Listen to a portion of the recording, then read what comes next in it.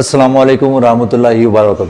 मेरा नाम सलीम मुल्ला है। हम वक्फ के सिलसिले में Waqf for liberation and protection task force, इसके तहत 7 साल से महाराष्ट्र के अंदर वक्फ की अहमियत, वक्फ को बचाना और वक्फ की अहमियत की वजह से उम्मत को किस तरीके से उसका फ़ायदा हो जाए।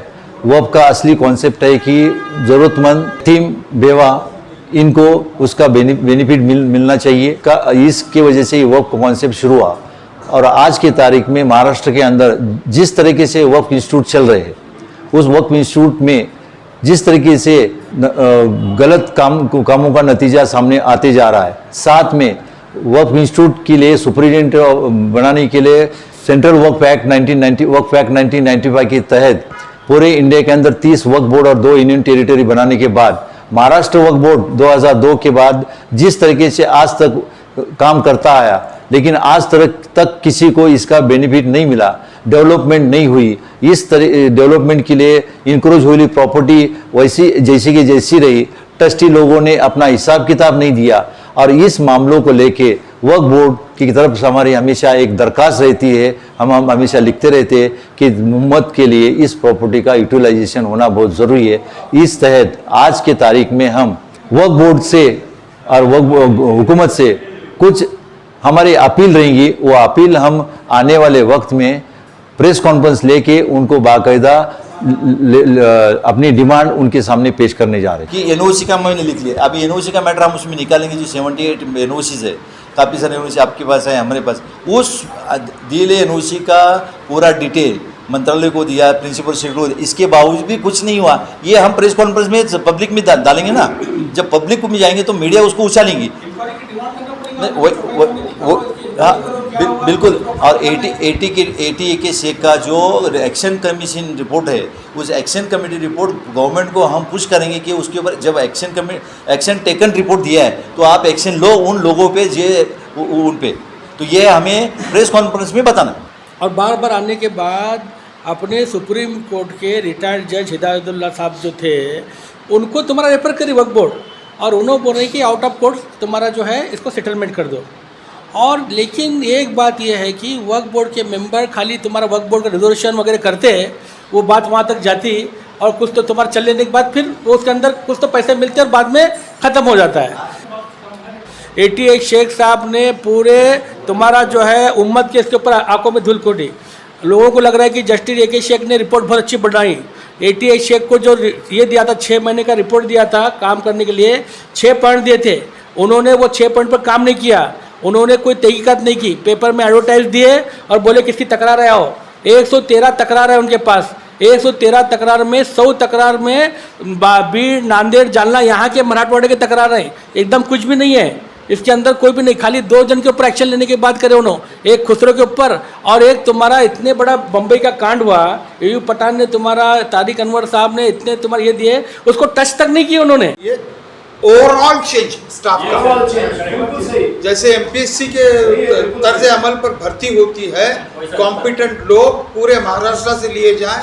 ये नहीं कि वो महाराष्ट्र औरंगाबाद का है इसलिए उसको लिया जाए। किसी का रिकमेंडेशन नहीं चलेगा। कॉम्पिटिटिव एग्जाम से पास होकर वो बंदा आएगा, और जितना स्टाफ है उसको या रिटायर करे या वो प्री मैच्योर उसको रिटायरमेंट दे। किसी पर हमारा भरोसा नहीं है बिल्कुल। और एक इशू,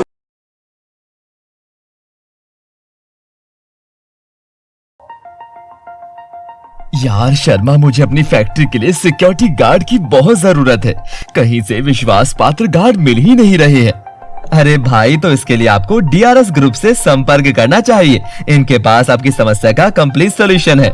ये मैन पावर से जुड़ी सर्विस देते हैं, जैसे कि trend security guard, housekeeping, bouncers, और ये इलेक्ट्रॉनिक सिक्योरिटी करती है। इसीलिए आप इनसे आज ही 8888884032 पे कॉल करके संपर्क करें। स्वरित रेजिडेंसी, योगीराज कॉलोनी, लेन 1, बोरा देवाड़ी, मोशी, पुणे। इनकी ईमेल आईडी है drsgroup691@gmail.com। Security begins from here. वल मोमिनात वल मुस्लिमीन वल मुस्लिमात या अल्लाह हमारे हाल पर रहम फरमा, या अल्लाह हमारे हाल पर करम फरमा, या अल्लाह हमारे गुनाहों को माफ़ फरमा, या अल्लाह हमारी मग़फ़िरत फरमा, या अल्लाह हमारी कोताहियों से दरगुजर फरमा, या अल्लाह कोताहियों का एहसास अता फरमा। या अल्लाह तेरा शुक्र है कि तूने हमें इस्लाम की नेमत से नवाजा, अल्हम्दुलिल्लाह। या अल्लाह तूने हमें नेक जिम्मेदारियों के अदा करने वाले बाप दादा और पुरखे अता फरमाए। या अल्लाह हमारे बाप दादा पुरखे हमारे मुस्तकबिल के लिए फ़िक्रमंद रहे। या अल्लाह हमारे पुरखों ने हमारे लिए लाखों लाख एकड़ ज़मीनें वक्फ़ की हैं। या अल्लाह हमारे पुरखों को ज़मीनों के वक्फ़ करने की भरपूर जज़ा अता फरमा। या अल्लाह हमने अपने पुरखों की वक्फ़ की हुई जायदादों की हिफाजत में कोताही की है, या अल्लाह हमारे इस जुर्म को माफ़ फरमा। या अल्लाह हमारे पुरखों ने जो ज़मीनें वक्फ़ की थी उनका मकसद था कि वो हमारे बुरे वक्त में और ज़रूरत पड़ने पर काम आए। या अल्लाह वक्फ़ जायदादों में बड़े पैमाने पर खुर्द बुर्द हुआ है, और ख़ुद हमारे भी लोग हैं जिन्होंने अपने घर को खुद लूटा है। या अल्लाह ऐसे तमाम लोगों को हिदायत अता फरमा। या अल्लाह वक्फ़ जायदादों से तगाफुल और हड़प करने वालों को इस गुनाह की संगीनियत से आगाह फरमा कि 1 इंच ज़मीन भी अगर किसी ने किसी की हड़प ली तो कल क़यामत में वो 7 ज़मीन व आसमान के बराबर बना के उसके गले में डाल दी जाएगी। ये तेरे नबी हज़रत मोहम्मद सल्लल्लाहु अलैहि वसल्लम ने ख़बर दी है।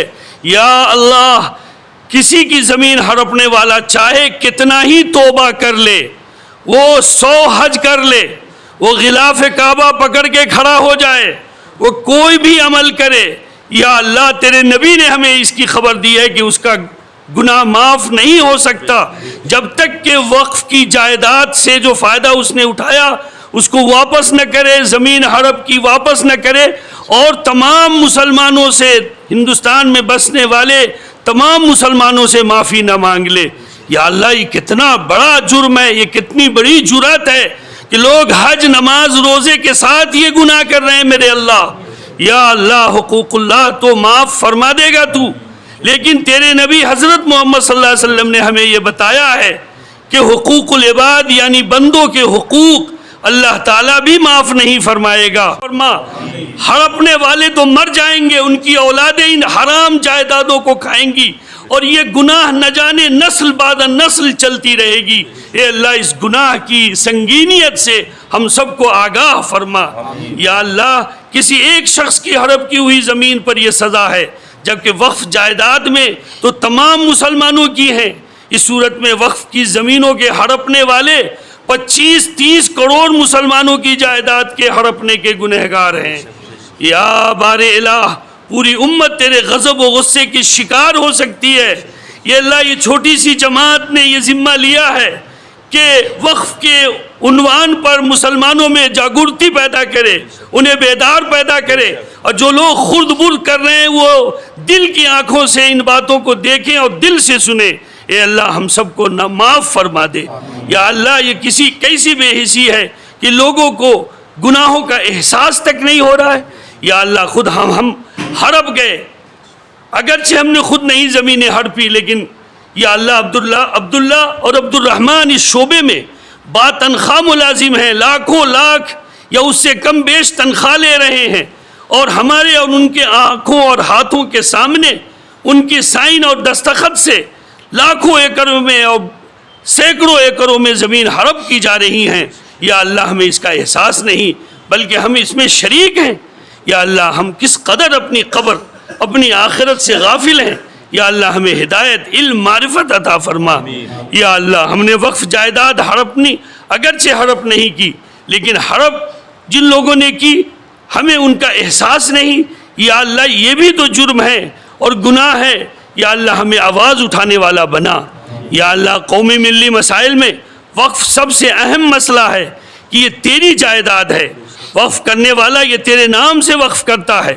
अगर हमारी कोई ज़ाती जायदाद होती तो हम उसे लोगों के हलक से निकाल लेते, लेकिन या अल्लाह हम तेरे कैसे बाकी बंदे हैं कि तेरा नाम लेते हैं, तेरे सामने झुकते हैं, उसके बावजूद तेरी जायदाद की हमें कोई फ़िक्र नहीं। ए अल्लाह हमें इसका शऊर अता फरमा।